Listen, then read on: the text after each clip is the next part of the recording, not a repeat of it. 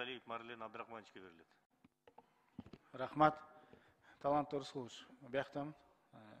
Мен сізге бір-екі сунуш беріп кетейін дедім әлі да. Сіз мұрда бұл жоопкерчиликтүү министрликке атайын вице рангын берчү. Анткени сіз қалайсызбы, қалабайсызбы, ар бир министрликтин ишине киришип, ичинен иштешиңиз керек да. Азыр бир аз татаал болот. Мен мына кече кабинет министри менен жолукканда бир суроо сурадым да. Гаилердин бардыгы эмне үчүн бардыгы кайра ишке чыгып алды? Эмне анчалык муктаждык болуп атат десем, айтты, өлүм көп болуп атат. Ошон үчүн биз айра жок чыгарып атабыз депчи. Эми чыкканда бул нараазычылыкты алып келип атат, билип атасыз. А бул жерде түздөн түз мына сиздин министрлик иштесе болот эле. Кантип?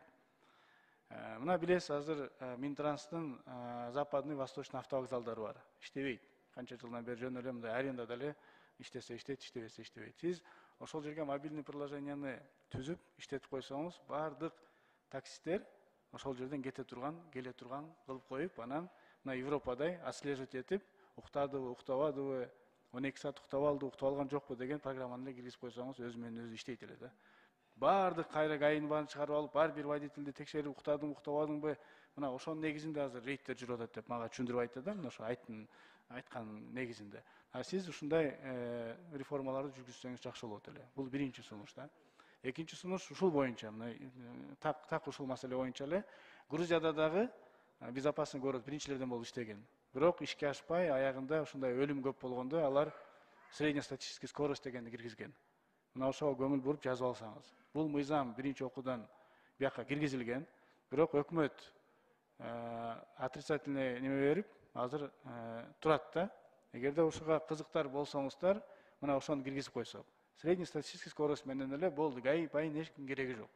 Бишкектен чыкты, көлгө кетти. 2 саат 20 мүнөттөн тез келсе, эрте келсе, демек ал каттуу ылдам. 10 секунд кош бергиле. Ушундай реформаларды жүргүзсөңүз. Анан мына цон жөнүндө айтып кетип атат, центр обслуживания населения. Ошол цондо очередь болбош үчүн электронный очередь киргизген. Мына азыр ошо электронный очередке очередь болуп атат да. Ошого 2-3 эле банкомат коюп койсоңор жана көбүрөөк кылып элечи. Ар бир отрасль менен коюп койсоңор, ошо маселе чечилет. Ата очередь үчүн электронный очередке очередь. Бул нонсенс да. Рахмат.